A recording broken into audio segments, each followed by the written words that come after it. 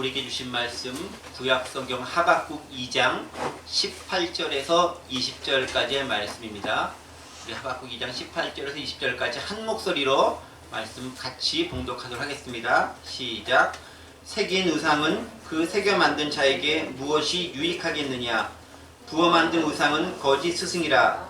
만든 자가 이 말하지 못하는 우상을 의지하니 무엇이 유익하겠느냐? 나무에게 깨라 하며 말하지 못하는 돌에게 일어나라 하는 자에게 화 있을진저 그것이 교훈을 베풀겠느냐? 보라, 이는 금과 은으로 입힌 것인즉 그 속에는 생기가 도무지 없느니라.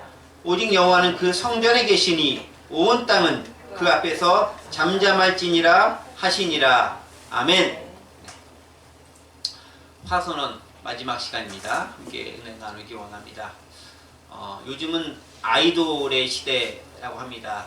그래서 여러분들 저도 잘 알고 있지만 아이돌의 가장 대표적인 아이돌 우리 방탄소년단 BTS는 뭐 대한민국뿐만 아니라 전 세계적으로도 가장 유명한 그런 아이돌이기도 하고요. 혹자는 내년 초에 열릴 어메리칸 어워드나 그래미 어워드에서 동양인 특별히 한국인 최초로 이분들이 수상할 수 있는 쾌거가 있을 수도 있지 않을까라고 예측을 하기도 합니다. 하긴 뭐 아카데미에서 봉준호 감독이 기생충이 상도 받은 시대에 뭐 그래미나 뭐 어메리칸 어워드에 상 받지 못하리라는 법은 없으니까 그런 놀라운 소식들이 일어났으면 하는 기대가 저도 가지고 있습니다. 아이돌 사전적 의미를 좀 찾아봤습니다. 이렇게 되어 있습니다. 청소년들에게 인기 있는 젊은 연예인, 주로 가수를 이른다 라고 네이버 국어사전에 기록되어 있습니다. 자, 그런데 여러분도 잘 아시겠지만 이 아이돌의 원 의미는 우상이라는 뜻을 가지고 있죠. 원래 우상, 아이돌, 우상이라는 뜻을 가지고 있습니다. 정확히는 신으로 숭배되는 우상을 일컫는 단어가 아이돌이라고 하는 단어입니다. 그리고 물론 이 단어는 고대 근동의 여러 신들에서 그 시초를 찾아볼 수 있습니다. 예를 들면 바벨론을 비롯한 아수르나 이집트나 페르시아, 메데 그리고 팔레스티나이라 부르는 가나안 땅에 있었던 그들이 섬겼던 신들을 우상들이라고 불렀습니다. 우리는 그리고 성경에서 그 많은 우상들의 이름들을 발견할 수 있습니다. 오늘 우리가 살펴볼 말씀들은 바벨론에 대한 화선언과 관계된 그런 내용들입니다. 총 5차례에 걸쳐서 하나님은 하박국 선지자를 통해 바벨론에게 화 있을진저 하면서 4번에 걸쳐 말씀하셨고 오늘 그 5번째 시간입니다. 그 4번은 각자 탐욕자들에게, 부당 착취자들에게, 불의한 자들에게, 모독한 자들에게, 그리고 오늘 우상 숭배한 자들에게 화 있을진저 라고 하면서 우상 숭배에 대한 것을 가지고 우리들에게 이야기해주고 있습니다. 자, 그런데 위에 4가지 화선언과 오늘 5번째 화선언 약간 그 뉘앙스가 좀 다른 것 같다는 생각이 들지 않습니까? 예를 들면 앞에 처음에 있었던 4가지 것들, 뭐 탐욕자들이나 부당하게 착취를 했던 사람들이라던가 모독한 자들이라던가 또는 불의한 자들과 같은 경우는 다 인간이나 인간이 살고 있는 사회, 세상에서 부정, 불의, 나쁜 짓을 했었던 그런 자들에 대한 징계, 화선언이다 라고 할 수 있습니다. 그런데 오늘은 어떤 자에게 화가 있다고 합니까? 우상 숭배자들에게 화 있을진저 라고 얘기합니다. 대상이 누구냐면은 우상 숭배자들이죠. 이것은 하나님과의 관계성 가운데서 이야기하고 있는 거죠. 앞에 4가지가 인간과 그 사회에 대한 것을 거론하고 있다면 오늘 나머지 한 가지 것은 하나님과 그 관계성 가운데서 이야기하고 있다는 것을 알 수 있습니다. 지금 무슨 얘기겠습니까? 하나님과의 올바른 관계는 그 더불어 살아가는 인간들 세상에서 그저 어떻게 표현되고 나타나는가에 따라 달라진다라는 것들을 압축적으로 함축해서 이야기하고 있다는 것을 알 수 있습니다. 결국 이런 거죠. 보이지 않는 하나님을 사랑한다는 것이 얼마나 어렵습니까? 때문에 보이지 않는 하나님을 사랑한다는 것은 결국 뭐로? 보이는 사람을, 보이는 형제를 사랑하는 것으로 나타난다라는 것입니다. 사실 그렇죠. 보이지 않는 어떤 것을 사랑한다는 것 결코 쉽지 않습니다. 보이지 않는 어떤 걸 섬긴다는 거 쉽지 않습니다. 무척 어렵습니다. 사실 이 말씀 신약성경에 기록되어 있죠. 요한사도는 이렇게 얘기합니다. 요한일서 4장 20절 보면 이렇게 얘기하죠. 누구든지 하나님을 사랑하노라 하고 그 형제를 미워하면 이는 거짓말하는 자니 보는 바 그 형제를 사랑하지 아니하는 자는 보지 못하는 바 하나님을 사랑할 수 없느니라. 그렇죠. 보이지 않는 하나님을 사랑한다라고 하는 것들이 어떻게 보면 무척 뜬구름 잡는 이야기처럼 들릴 수도 있다라는 거예요. 그 구체적인 모습은 어떻게 표현된다? 보이는 사람을, 형제를, 자매를, 내 이웃을 어떻게 사랑하고 대하는가에 따라서 하나님에 대한 사랑의 모습이 그대로 드러날 수 있다고 성경은 이야기해주고 있습니다. 그렇습니다. 인간은 보이지 않는 그 어떤 것을 사랑하고 섬기기 쉽지 않습니다. 물질을 입고 태어났기 때문에, 육체를 가진 인간이기 때문에 보이지 않는 하나님을 사랑하고 섬기고 예배하는 것 쉽지 않다는 거예요. 일단 뭔가 보여야 쉽습니다. 보여야 확실하고, 보여야 명확하고, 보여야 뭔가 분명하게 보이는 것처럼 느껴지기 때문에 보이는 확실한 것에 집중하기 쉽다는 거죠. 그래서 하나님도 우리에게 먼저 눈에 잘 안 보이는 하나님 찾아서 예배한다고 하기 전에 눈에 보이는 네 이웃과 너의 주변에 있는 어려운 사람들과 너의 주변에 있는 네 도움을 필요한 사람들부터 사랑해라. 그러면 그게 하나님을 사랑하는 모습의 또 다른 표현이야 라고 이야기해주고 있다는 거죠. 그런데 오늘은 뭐 그거 혹시 핵심은 아니니까, 문제는 그렇게 보이지 않는 것에 대한 하나님의 사랑이 어렵고 믿음을 갖기가 쉽지 않은 인간들이기 때문에 인간들은 하나님에 대해서도 끊임없이 하나님 좀 뭔가 좀 보여주세요. 뭔가 좀 느낄 수 있게 해주세요. 뭔가 좀 만질 수 있게 해주세요 라고 하면서 뭔가 실체를 요구하는 경우가 많다라는 거예요. 뭔가 계속 보여주세요, 보여주세요, 보여주세요 하는 인간의 모습이라는 거죠. 유대인들도요, 예수님이 딱 나타나시니까 너 증거를 보여봐, 표징을 보여봐, 표적을 보여봐, 기적을 보여봐, 보여줄 것을 계속 요구하는 거예요. 그게 유대인들의 모습이었다는 거죠. 그래서 기적이 일어나서 누군가가 낫고 회복되는 모습을 눈으로 보기 원하는 거예요. 내가 확인하기 원하는 거예요. 또 방언과 같이 특별한 언어를 하는 걸 통해서 내가 내 귀에 들리기를 원하는 거예요. 뭔가 특별한 것을 보고 듣고 도마처럼 직접 만져도 보고 내가 경험도 하고 그렇게 느끼기 원하는 게 인간의 모습이고, 오감을 통해서 확인하고 확증받기 원하는 것이 우리의 모습이라는 거죠. 여러분, 이스라엘도 마찬가지였습니다. 출애굽한 이스라엘 백성들은 모세가 하나님과 독대하기 위해 시내 산에 올라가자 자신들을 그것까지 이끄는 하나님을 어떻게 해달라고? 보여달라고 아론을 설득하고 꼬드겨서 우상을 만들고 금송아지를 만들고 그것을 하나님이다 라고 이름을 붙이면서 절하기 시작하는 거예요. 그러니까 보이지 않으니까 뭔가 보이는 것으로 만들어달라, 보이는 것을 제시해달라 라고 끊임없이 요구하는 것이 인간의 모습이고, 그것이 바로 은혜를 체험했던 이스라엘 백성들에게도 예외는 아니었다라는 거죠. 오늘날 우리들은 어떻습니까? 우리도 역시 가보면은 보이는 뭔가를 요구하지 않습니까? 보여줘, 보여달란 말이야, 내가 믿을 수 있게 뭔가 보여달란 말이야 라고 말하는 게 우리들의 모습일 수 있다. 그게 인간의 연약한 마음일 수 있다는 것입니다. 자, 좀 더 진화시켜 보겠습니다. 보이지 않는 하나님을 섬기는 이스라엘이 이러할진데, 이렇게 보지 못하는 것에서 주로 실패하고 넘어지고 자빠지고 실족하는 것이 하나님을 섬기는 이스라엘의 모습도 그러할진데, 하물며 이방 나라들이나 이방 민족들은 어떠하겠습니까? 그들은 하나님을 섬기지도 않잖아요. 하나님을 믿지도 않잖아요. 그런데 그들이 보이지 않는 하나님을 잘 믿을 수 있을 것 같습니까? 천부당 만부당한 말씀이다. 특별히 현대처럼 과학과 지식이 발전해서 뭔가 인간이 컨트롤하고 통제할 수 있는 것들이 많은 시대도 아니고, 그죠? 자연현상이 나타나면 그 현상에 따라서 이리저리 왔다 갔다, 큰 비라도 오면 쓸려 내려가고, 번개라도 치면 그것 때문에 불나서 화재가 나서 산이 다 홀랑 타버리고, 풍랑이 일어나게 되면 바닷속에 잠겨서 어떻게 될지 모르는, 그렇게 자연을 전혀 예측도 통제도 할 수 없는 시대 가운데 살고 있었던 사람들이라고 한다면은 이거 좀 어떻게 좀 해결할 수 있는 방법이 없겠습니까? 라고 생각하면서 그들은 그 통제할 수 없는 여러 자연 현상들에 대해서 공포감을 가질 수밖에 없다라는 거예요.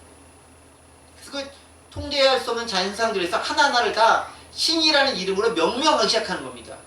강의 신, 산의 신, 나무의 신, 큰 바다의 신, 바람의 신, 번개의 신, 다 신들의 이름인 거예요. 그게 뭐 고대 근동만 그러는 게 아니라 그리스 로마 신도 다 그렇고 북유럽 신도 그렇고 다 그런 자연현상들을 신들의 이름에 붙여서 만들었다는 거죠. 왜? 내가 통제할 수 없으니까 뭔가 숭배하고 뭔가 섬길 수 있는 존재를 만들어서 표현해서 확진시켜서 그들로 하여금 좀 하지 말도록 달래기도 하고 어르기도 하고 때로는 빌기도 하면서 그들의 화를 누그러뜨리기 원했던 것이 인간의 마음이었다는 거죠. 그렇죠. 살아남기 위해, 생존하기 위해, 잘 모르지만 해를 당하지 않기 위해 그들은 보이지 않는 어떤 것들을 보이는 것으로 표현하기 원했습니다. 수많은 우상들이 생겨나게 된 원인과 이유가 바로 여기 있는 거죠. 보이지 않는 어떤 것들을 보이게 좀 만들어서 확실하게 좀 뭔가 우리가 조치를 취할 수 있게 해달라. 그게 보이는 우상들을 만든 가장 큰 이유 중에 하나다라는 것이죠. 그런데 그런 사람들에 대해서, 특별히 이스라엘 백성들에 대해서 하나님께서는 십계명을 통해서 아주 분명하고 명확하게 꼭 집어서 이야기합니다. 소위 십계명 중 제 두 번째 계명이라 불리는 것, 어떤 계명이죠? 우상을 만들지 말라라는 계명이 있지 않습니까? 그 우상은 보이는 어떤 것들이 우상이죠. 여러분 출애굽기 20장 4절과 5절에 있는 말씀 벌써 나왔나요? 역시 빨라요. 제가 읽어볼게요. 너를 위해 새긴 우상을 만들지 말고 또 위로 하늘에 있는 것이나 아래로 땅에 있는 것이나 땅 아래 물속에 있는 것에 어떤 형상도 만들지 말며 그것들에게 절하지 말며 그것들을 섬기지 말라. 나 네 하나님 여호와는 질투하는 하나님인즉 나를 미워하는 자의 죄를 갚되 아버지로부터 아들에게까지 3, 4대 이르게 하거니와 라고 기록하고 있습니다. 그렇죠? 우상을 만들지 마라. 새기지 마라 라고 얘기합니다. 하늘에 있는 거나 땅에 있는 거나 그 형태를 가지고 뭔가를 만들어서 섬기지 말라라고 얘기합니다. 왜? 인간이 그렇게 많이 하고 있으니까 그렇게 하지 말라라는 거예요. 나는 보여지는 것도 아니고 만질 수 있는 것들도 아니고 느껴질 수 있는 것도 아니다라는 거예요. 우리는 보여주세요. 느낄 수 있게 해주세요. 만질 수 있게 해주세요. 들리게 해주세요. 라고 요구하고 있지만 하나님은 나는 보여지는 것도 들려지는 것도 만져지는 것도 아니야 라고 얘기한다라는 거예요. 뿐만이 아니죠. 하나님은 다른 곳에서도 우상 숭배에 대해서 금지하는 무척 단호하고 아주 철저한 말씀을 하십니다. 예를 들면 이사야서 42장 17절이나 로마서 1장 23절이 그런 말씀이겠죠. 이사야 42장 17절 이런 말씀이 있습니다. 조각한 우상을 의지하며 부어 만든 우상을 향하여 너희는 우리의 신이라 하는 자는 물리침을 받아 크게 수치를 당하리라. 그런 사람들이 이스라엘 시대에 많았다라는 거예요. 어디에? 이스라엘 사회에 많았다라는 거예요. 결국 그들은 수치를 당하게 된다라는 거예요. 구약만 있었나요? 신약에도 마찬가지입니다. 로마서 1장 23절 보면 이렇게죠. 썩어지지 아니하는 하나님의 영광을 썩어질 사람과 새와 짐승과 기어다니는 동물 모양의 우상으로 바꾸었느니라. 신약 시대 여전히 구약에 행해지는 그 모습이 그 관습이 그대로 내려와서 여전히 짐승이나 새나 기어다니는 어떤 것들을 우상으로 만들어서 섬기고 있었다라는 거예요. 하나님 형상을 이게 하나님이야 라고 하면서 피조물된 어떤 것들을 하나님이라고 칭하면서 섬겼다라고 얘기합니다. 인간은 여전히 우상을 만들고 신약시대에도 유효했고 지금도 유효할까요? 안 유효할까요? 지금도 대상만 살짝 바뀌었지 여전히 우상을 활용하고 사용하고 있습니다. 어떻게? 아이돌이라고 하는 우상을 통해서 연예인이라고 하는 우상을 통해서 또 역시 정치라던가 경제라던가 유명이라는 우상을 통해서 뭔가를 만들어내고 있다는 것입니다. 오늘 본문은 바로 그 부분을 표현하고 있는 거예요.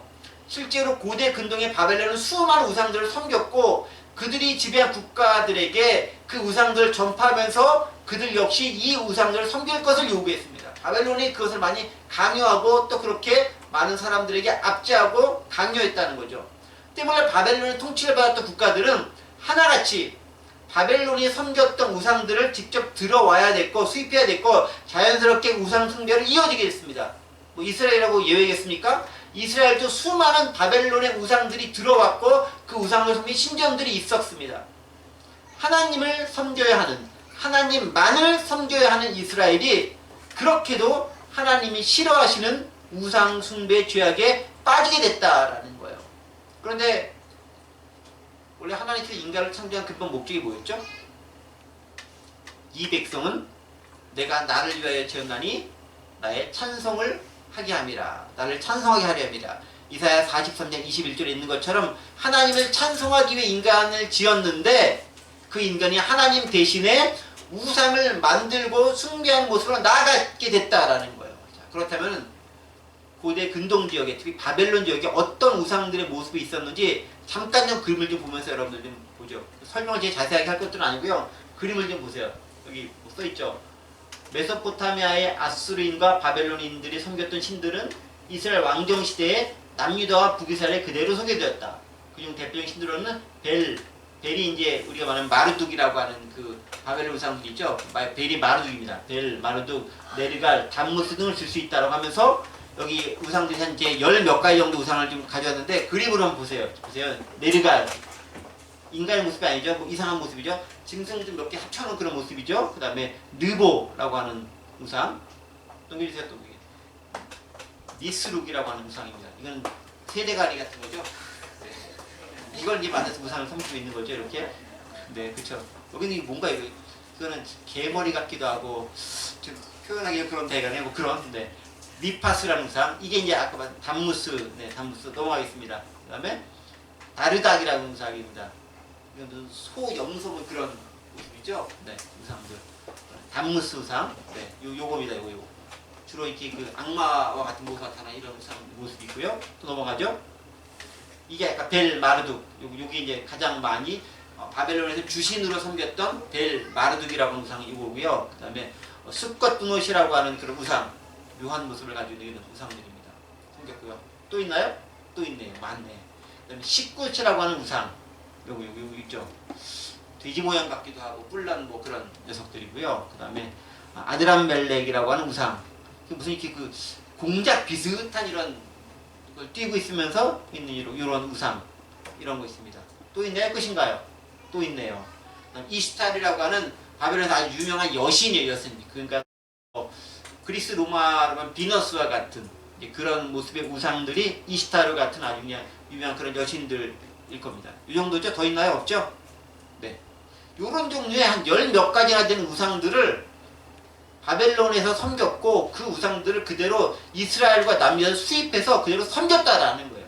정말 각종 다양한 짐승들 여러 가지 모욕들의 모습이고 그것을 혼합 짬뽕해가지고 이렇게 만들었죠. 그러니까 나름대로 생각하고 상상할 수 있는 것들을 우상이라고 하는 것을 통해서 만들어서 섬겼다라는 거예요. 그런데 아까 사진으로 봐서 알겠지만 이 우상들의 모습은 보면 알겠지만 모두 다 인간, 동물 혹은 자연의 어떤 것을 형상해서 뭔가를 만들었는데 그것들은 모두 어떻게 만들었냐면은 조각을 하거나 혹은 새기거나 혹은 부어 만들어서 만들었다라는 거죠.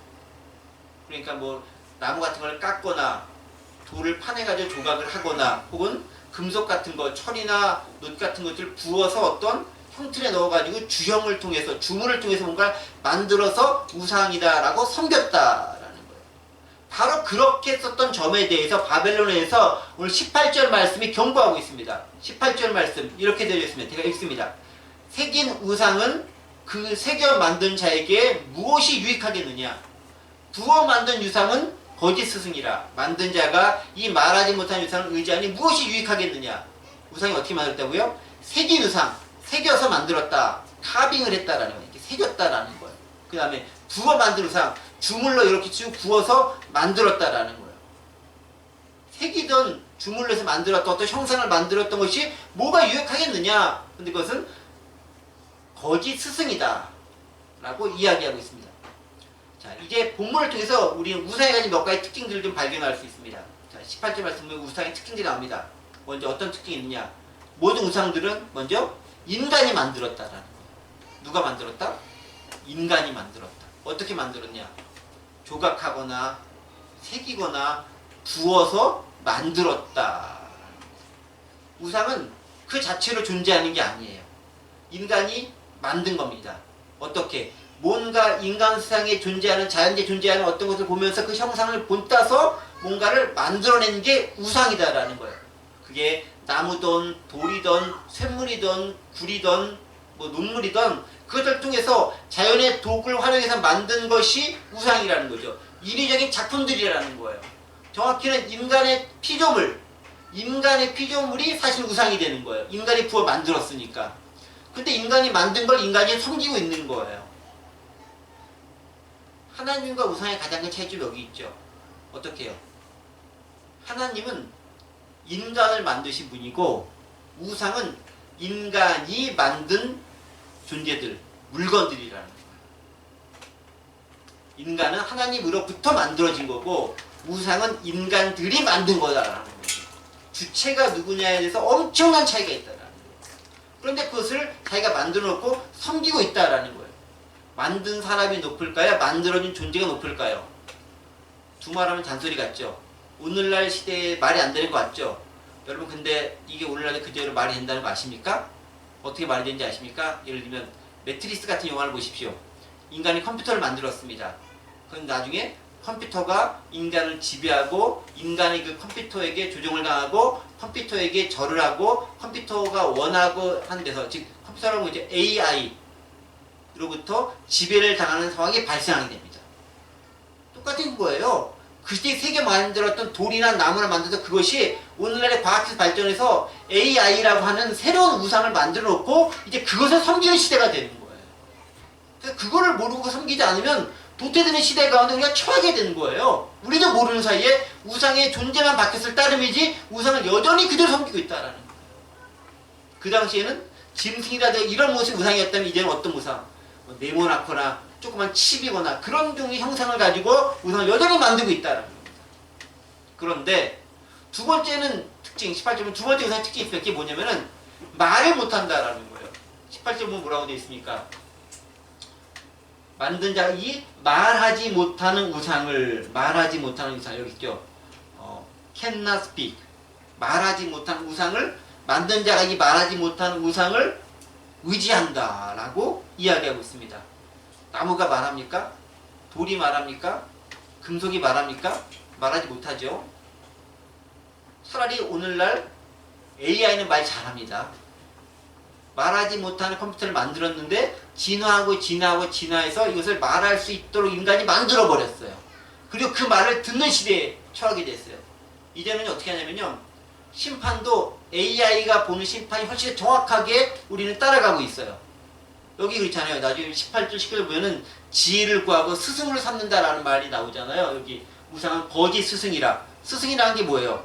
그것도 배우고 그의 가르침을 따라서 판단하고 결정하고 하는 게 스승이잖아요. 또 나중에 이제 19절 보시면 알겠지만 교훈을 얻는다라는 표정이 있어요. 좀 이따 보겠지만 교훈을 얻는 건 뭐겠습니까? 그가 말한 것대로 따라하는 것이 교훈을 얻는 거잖아요. 여기 그것이 교훈을 베풀겠느냐라고 하죠. 그런데 오늘 우리 시대 어떻게 합니까? AI가 베푼 것을 가지고 판단하는 거예요. 애매한 판결, 스트라이크 볼 판정 AI가 대신해줘요. 세이브 아웃 판정 AI가 대신해주는 거예요. 우리 이런 시대에 살아가고 있는 거예요. 아닌 것 같은데 지금 이들로부터 우리가 그대로 지배를 받으면서 똑같이 섬기는 것과 비슷한 모습으로 살아가고 있는 거예요. 우리는 활용하고 있다라고 얘기하고 있는데 다른 한편으로 뒤집어 생각하면은 그의 지배를 받고 있고 살아가고 있는지도 모르는 거예요. 그 시대에 우리가 지금 처하고 있다는 거예요. 그런데 말하지 못한다는 것은 어떤 특징을 가지고 있습니까? 그것은 소통이 안 된다는 거예요. 말을 못하니까 소통이 안 돼. 당연히 소통할 수 없죠. 무슨 나무가 물론 이제 그 성 프란치스코 같은 경우는 이렇게 새하고 소통하고 자연과들이 교감을 했다라고 해요. 이제 그것과 말하는 것과는 다른 개념인데 여기서 말하는 걸 말을 못하니까 의사소통이 안 되는 거예요. 그 말은 뭐겠습니까? 인격성이 없다라는 거예요. 인격성. 무슨 돌이 무슨 인격성이 있겠어요. 의인화하면 모를까. 그건 의인화인 거잖아요. 실제로 돌 자체 인격성이 없어요. 소통할 수 없는 물건 혹은 물체에 불과합니다. 그런데 그것에 대해 인간이 일방적으로 뭔가를 내뱉거나 뭔가를 요구하거나 절하거나 섬기거나 하면서 내가 원하는 것을 해달라고 빌고 있다라는 거예요. 언제? 바벨론 통치시대에, 언제? 신약시대에, 언제? 오늘날 지금 이 시대에 똑같이 그렇게 행하고 있다. 우리도 모르는 사이에. 그런데 하나님은 인간을 어떻게 만드셨습니까? 소통하도록 만드셨잖아요. 소통하도록. 그럼 창세기 2장 7절 말씀 보겠습니다. 창세기 2장 7절에 이런 말씀이 있죠. 여호와 하나님이 땅의 흙으로 사람을 지으시고 생기를 그 코에 불어넣으시니 사람이 생명이 되니라. 이 말씀 왜 읽었느냐? 하나님께서 사람을 만드신 것은 소통하기 위해서 만든 거예요. 그 소통하는 근거가 되는 게 뭐냐면은 생기를 그 코에 불어넣으시니 생영이 돼서 하나님과 사람이 교통하고 소통할 수 있게 되고 말할 수 있게 됐다라는 거예요. 그런데 우상들은 말하지 못하잖아요. 생기가 없는 거잖아요. 어떻게 할 수 있느냐? 19절 말씀 보세요. 19절. 왔다 갔다 하지 마냐. 19절 보세요. 나무에게 깨라 하며 말하지 못한 돌에게 일어나라 하는 자에게 화 있을진저 그것이 교훈을 베풀겠느냐? 보라, 이는 금과 은으로 입힌 것인지 그 속에는 뭐가 없느니라? 생기가 도무지 없느니라. 아까 창세기 2장 7절에서 뭐가 있었죠? 하나님께서 생기를 불어넣어서 생명이 됐다, 인간이 생명이 됐다라고 해서 그래서 하나님 인간이 교통하고 교제할 수 있다라고 얘기하는데 우상은 뭐가 없다? 생기가 없다. 생기가 없다라고 얘기합니다. No breath라고 얘기합니다. 창세기 2장 7절에서는 breathe, 생기를 불어넣었다. 똑같은 단어를 사용하고 있는 거예요. 그런데 우상은 그게 없고 창세기에서 하나님 인간을 만들 때 그것이 있다라고 얘기하면서 차이점을 분명히 이야기해주고 있습니다. 그렇죠. 자신이 말 못하는 뭔가를 만들어 놓고 그것으로부터 뭔가 말을 요구하고 교훈을 요구합니다. 터무니없는 일을 저지르고 원하고 바라고 있는 거죠. 요약하면 이런 겁니다. 우상은 뭔가 눈에 보이도록 만들어 놓은 것인데 이것들은 인간이 만든 피조물이고 말을 못하는 빈격적인 물체에 불과합니다. 그럼에도 불구하고 그것으로부터 뭔가를 원하고 바라고 섬기고 절하고 그것이 뭔가 말하는 것처럼 들으려고 애쓴다는 점이에요. 자, 그럼 이쯤에서 이제 궁금증이 생기지 않습니까? 아니, 도대체 그런 우상 왜 만드는 거야? 왜 만들까요, 우상? 분명히 딱 봐도 말이 안 되는 것 같고 미련한 집 같고 바보 같은 집 같은 거 분명 하잖아요. 왜 만들까요? 우리는 18절과 19절의 말씀에서 다시 한번 그 힌트를 좀 얻을 수 있습니다. 18절에 어떤 말씀이냐면 거짓 스승이라는 단어가 나왔어요. 19절에는 또 어떤 단어가 나오면은 교훈이라고 하는 단어가 납니다. 즉 우상으로부터 뭘 원하면은 스승으로부터 가르침을 받는 것과 같은 그것을 우상으로부터 원하는 거예요. 또 교훈을 받는 것처럼 뭔가 내가 잘 모를 수도 있고 틀릴 수도 있으니까 그로부터 뭔가를 배우기 원하는 거예요. 즉 스승으로부터 가르침을 받는 것과 같은 것을 우상에게 원하고 요구한다라는 거예요. 근데 문제는 걔는 말도 못하는데 실제로 살아있지도 않은데 얘기할 수가 없잖아요. 그럼에도 불구하고 요구한다라는 거예요. 도대체 왜 이런 말도 안 되는 일을 인간이 저지르겠느냐라는 것입니다. 이유는 그거죠. 인간은 선천적으로 가지고 있는 불완전성이 있습니다. 인간 존재 자체가 가지고 있는 불완전성이 있어요. 우리가 육체를 가지고 있기 때문에 이 땅에서 살아가고 있는 존재들이기 때문에 우리는요 미래에 대해서 무지해요. 앞으로 1시간 후에 어떤 일이 일어날지 아십니까? 물론 머릿속에 기획을 세우면 대충 그런 것이 일어날 것이라고 예측할 수 있겠지만 반드시 100% 그것이 일어난다고 확신할 사람은 아무도 없어요. 모르는 거죠. 또 육체를 지녔기 때문에 병도 걸리고 죽을 수밖에 없고 조금 추우면은 춥다고 떨고 더우면 덥다고 뭐라고 하고 아프면 또 아프다고 뭐라 그러고 이 불평과 불만들이 많이 쏟아질 수밖에 없어요. 바로 이러한 점들이 우상을 만들어내게 하는 이유가 된다는 것입니다. 즉 뭐예요? 제한적인 존재이기에 즉 오감을 사용해서 뭔가를 습득해야 하는 존재. 하나님은 그런 감각을 이용하지 않고 그냥 전지전능을 하시면 다 아시잖아요. 근데 인간은 뭔가 감각을 통해서 받아들일 수밖에 없는 그런 존재인 거잖아요. 그 자체가 불완전한 거잖아요. 완전하지가 않잖아요. 또 내가 받아들인다고 해서 완벽하게 100% 받아들이는 게 아니라 그 중에 일부만 받아들이는 거예요. 내가 뭘 안다? 100% 알 수가 없어요. 일부분을 알 수밖에 없는 거예요. 일부분만을. 어려운 말로 하면 빗금쳐진 것밖에 알 수가 없는 거예요. 완벽하게 통달할 수가 없는 거예요. 완벽하게 경험할 수도 없다라는 거예요. 그런 제한적인 것과 불안정성 인간의 모습이다라는 거예요. 또 미래에 대해서 모릅니다. 앞날 몰라요. 다른 시공간에서 일어나는 것들을 알지 못해요. 왜? 오감을 사용하니까 내가 뭐 편견 다 존재하는 게 아니고 지극히 있는 시공간에 지하공간 3차원 공간에만 딱 있다 보니까 그 외의 것들 우리가 어떻게 알 수 없고 감지할 수 없는 거예요. 그게 인간이 가진 치명적인 연약함과 치명적인 한계점이라는 거죠.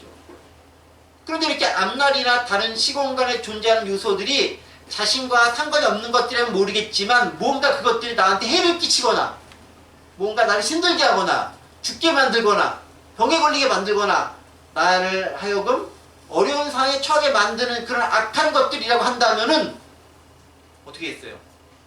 언제 닥쳐올지 모르는 공포감, 불안감에 휩싸일 수밖에 없다라는 거예요. 때문에 그것에서 알고 싶은 거죠. 모를 수밖에 없는 게 인간인데 알고 싶은 것도 인간이라는 거예요. 앞날에 대해, 미래에 대해, 다른 시공간에 대해 알고 싶은 것입니다. 즉 제한적인 인간의 연약함을 뛰어넘는 뭔가를 내가 갖고 싶은 거예요. 나는 이거밖에 안 되는데 그 너무나 알고 싶은 거예요. 알지 말라고 하는데 선악을 알게 한 나무의 실과를 먹어서 하나님처럼 뭔가 알고 싶은 거예요.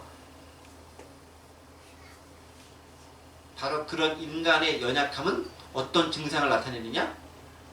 불안이라고 하는 증상을 나타내요. 불안. 그래서요, 인간이 가진 가장 취약성이 불안입니다. 불안. 이 불안은요, 기업체도 싫어하고 나라도 싫어하고 각 개인도 싫어해요. 불안, 불확실성 무척 싫어합니다. 이게 제한적인 인간이 가질 수밖에 없는 취약성입니다. 게다가 인간은 창조 때부터 하나님께서 부여하신 자유의지라는 것이 있어요. 그런데 이 자유의지는 인간의 욕망을 자극합니다. 이런 거죠. 자유롭게 결정할 수 있다는 이 인격적인 특징은 뭔가 욕심을 내고 욕망을 품게 만듭니다. 그래서 바벨탑에서 알 수 있듯이 하나님처럼 나도 좀 높아지려고 하는 욕심과 욕망을 갖게 되는 거예요. 욕망의 발현인 거죠. 탐욕이 생겨납니다. 갖고 싶어집니다. 소유하고 싶어집니다. 즉 인간의 연약함과 이런 말년 불안 그리고 인격성으로 말년 욕망과 탐욕은 자신보다 무언가 탁월해 보이는 어떤 존재로부터 도움을 얻고 싶어 하는데 그 중에서 뭔가 확실하고 분명하고 보이는 어떤 것으로부터 도움을 얻고 싶어 하는 경향이 있다는 거예요. 그래서 뭘 만듭니까? 우상이라는 걸 만들어요. 여러분 우상이 왜 형체를 지니고 있는 모습이 있습니까? 눈에 보여야 확실하기 때문에 그런 거예요. 근데 하나님은 보여요, 안 보여요? 안 보이잖아요. 그러니까 불안한 거예요. 보이는 것이 확실하게 느껴지는 거예요. 일단 눈에 보이고 손으로 만질 수 있고 냄새도 나고 직접 접촉도 할 수 있고 내 시야 안에 있고 이래야 확실하다고 느껴지는 거예요. 그리고 그 보이는 것들을 가깝게 놓고 그것들로부터 자신의 부족함을 채우기 원합니다. 인간의 연약함과 불안 그리고 욕망이 비례한 합작품이 일종의 우상인 셈이라는 거예요. 그 모든 것들이 합해 나온 결과물이 우상으로 딱 눈앞에 보이는 거예요. 우린 종종 아이돌을 보고 환호하는 청소년들을 봅니다. 아니, 요새는 아이돌 보고 어른들도 환호하기도 하는 것 같아요.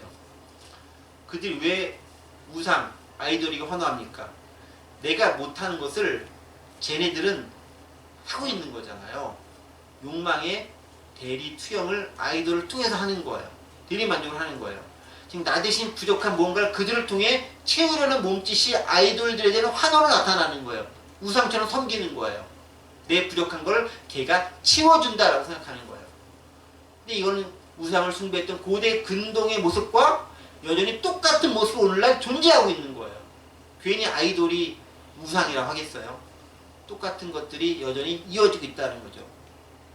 자, 그럼 오늘 이 시대 우리의 우상은 뭐겠습니까?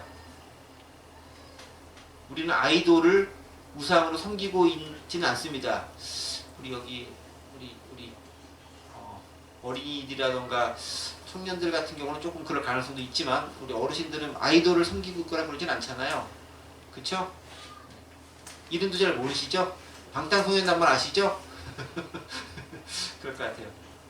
근데 우리는 그 말고 또 다른 우상을 섬겨요. 눈에 보이는 어떤 거, 눈에 보이는 건물, 눈에 보이는 땅, 눈에 보이는 현금, 눈에 보이는 통장 그런 거 섬기는 거예요. 그 다음에 눈에 보이는 갈채, 박수, 환호 이걸 섬기는 거예요. 다 눈에 보이는 것들이죠. 그래서 성경은 뭐라 했냐면은 보이지 않는 것들을 볼 수 있어야 된다라고 얘기합니다. 성경은 시각적인 걸 별로 이렇게 좋아하지 않고 추천하지 않아요. 보이지 않는 것들을 보는 게 뭡니까?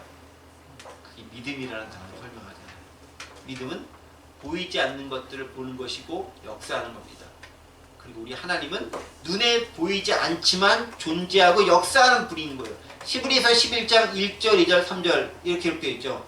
믿음은 바라는 것들의 실상이요 보이지 않는 것들의 증거니 선진들이 이로써 증거를 얻었느니라. 믿음으로 모든 세계가 하나님의 말씀으로 지어진 줄을 우리가 아나니 보이는 것은 나타난 것으로 말미암아 된 것이 아니니라. 아멘. 그렇죠. 보이는 것이 지배하는 시대에서 보이지 않는 하나님을 믿는 것이 얼마나 쉽지 않고 어려운 것인가를 드러냅니다. 그래서 뭐가 필요하다고요? 믿음이 필요하다는 것입니다. 신앙생활은 그래서 신앙이란 말 자체가 믿음이 들어가 있는 거잖아요. 우리가 신앙생활을 믿음생활이라고 하는 이유는 그거인 거예요. 보이지 않는 하나님을 보이는 것으로 받아들이고 그에 합당하게 삶을 살아내는 것, 그게 믿음으로 살아가는 삶이다라는 거예요. 세상은 보여지는 것을 통해 우리를 통제하고 그것에 얽어매려고 하고 있지만 믿음생활 신앙인은 보이지 않는 하나님을 보이는 것보다 더 확신하면서 그에 따라 살아가는 삶의 모습이다라는 겁니다. 그래서 마지막에 20절에 이렇게 대미를 장식하면서 꽝 하고 도장을 찍습니다. 뭐라고요? 하박국 2장 20절 유명한 말씀이죠. 오직 여호와는 그 성전에 계시니 온 땅은 그 앞에서 잠잠할지니라. 그렇게 불완전하고 인간의 욕망의 결정체인 우상에 비해서 하나님은 어떤 분입니까? 보이지 않는 분이신데 어디 있다고요? 하나님은 성전에 계시니. 근데 그 성전은 어떤 성전이냐면은 우리가 있는 지금 예배당 같은 그런 성전이 아니에요. 어떤 성전? 하늘 보호자를 일컫는 그 성전을 얘기합니다. 시편 11편 4절이면 이 성전이 어떤 성전인지 기록하고 있습니다. 시편 11편 4절 읽어보겠습니다. 여호와께서는 그의 성전에 계시고 여호와의 보좌는 하늘에 있으며 그의 눈이 인생을 통촉하시고 그의 안목이 그들을 감찰하시는 도다 라고 얘기하면서 하나님의 성전은 어디? 하늘 보좌가 하나님의 성전이다 라고 얘기하면서 하늘 보좌에서 그것을 하나님께서 우리를 통치하고 다스리고 역사하고 계신다 라고 이야기하고 있습니다. 즉 우상은 이 땅에 보이는 것 가지고 오밀조밀하게 하면서 그것을 뭐 하나님을 섬기고 신 섬기고 말하고 있지만 하나님은 그것을 넘어선 그 전체를 통제하고 있는 초월하고 계신 곳에서 우리를 통치하고 다스리고 우리를 주관하고 계시다라고 얘기합니다. 그러니까 괜히 우상을 숭배하니 어땠느니 잘났느니 어땠느니 내가 더 많이 가졌느니 어떠느니 그러지 말고 하나님 앞에서 너 잠잠해. 입 닥치고 조용히 섬겨. 그게 네가 제일 잘 사는 방법이야 라고 하면서 빵 터뜨려 주는 거예요. 마무리하겠습니다. 시간이 벌써 많이 늘었네요. 우상은 허무한 겁니다. 근데 우리가 허무한 것인 줄 알면서도 보이는 어떤 것들을 섬기기 원하는 거예요. 인간의 취약성 때문에 그렇습니다. 그래서 극복하는 것은 믿음으로 살아가는 겁니다. 주신 말씀을 믿음으로 받고 합당하게 여기면서 순종하며 살아가는 것입니다. 우리 때대로 가장 강력한 제국이 섬겼던 바벨론이 섬겼던 그 우상들이기 때문에 뭔가 있겠지 하는 착각을 가질 수도 있어요. 잘 사는 나라들이 했었던 것이니까 뭔가 있겠지. 공부 제일 잘하는 녀석들이 봤던 책이니까 뭔가 있겠지 라고 보는데 실제 보면 별거 없어요. 별거 없다는 거죠. 허무합니다. 아무것도 없습니다. 아무것도 아닙니다. 그걸 알아야 됩니다. 진짜는 눈에 보이는 것이 아니라 그 너머에 있다라는 거죠. 보이지 않지만 존재하는 참된 하나님을 찾고 그 안에서 믿음을 지켜나가는 것이 중요합니다. 신앙의 정수는 바로 이 지점에서 극복됩니다. 우리를 유혹하는 각종 현대 우상들에서 벗어나서 믿음을 가지고 살아야 됩니다. 시편 73편 12절부터 20절까지 말씀 읽고 제가 마치도록 하겠습니다. 시편 73편 나오고 있죠? 제가 읽어보겠습니다. 볼지어다 이들은 악인들이라도 항상 편안하고 제부는 더 불어나도다. 그런 모습이 많이 보이죠. 세상을 보니까 내가 내 마음을 깨끗하게 하며 내 손을 씻어 무죄하다 한 것이 실로 헛되도다. 그럴 때 많죠. 억울할 때 많죠. 저도 가끔 그렇게 느낄 때가 많아요. 나는 종일 재난을 당하며 아침마다 징벌을 받았도다. 답답하죠. 이럴 때면 만일 내가 스스로 이르기를 내가 그들처럼 말하리라 하였더라면 나는 주의 아들들의 세대에 대해서 악행을 행하였으리라. 그런데 16절부터 반전입니다. 내가 어쩌면 이를 알까 하고 생각한즉 그것이 내게 심한 고통이 되었더니 17절 하나님의 성소에 들어갈 때에야 그들의 종말을 내가 깨달았나이다. 주께서 참으로 그들을 미끄러운 곳에 두시며 파멸에 던지시니 그들이 어찌하여 그리 갑자기 황폐되었는가. 놀랄 정도로 그들은 전멸하였나이다. 주여 사람이 깬 후에는 꿈을 무시함같이 주께서 깨신 후에는 그들의 형상을 멸시하시리이다. 아멘. 지금 형통하고 잘난 것처럼 보이죠? 악한 존재들이 잘 지내는 것처럼 보이죠? 그러나 우리가 다시 하나님의 성소에 들어갈 때 그 종말에 비로소 깨닫게 됩니다.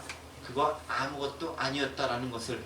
그리고 그들이 가는 것은 파멸로 결정되어 있다는 것을 알게 될 것입니다. 우리는 약속에 따라서 이 생을 살아갈 존재입니다. 그 약속의 말씀을 가지고 믿음으로 이겨내질 수 있는 저 여러분들 되시기를 간절히 원합니다.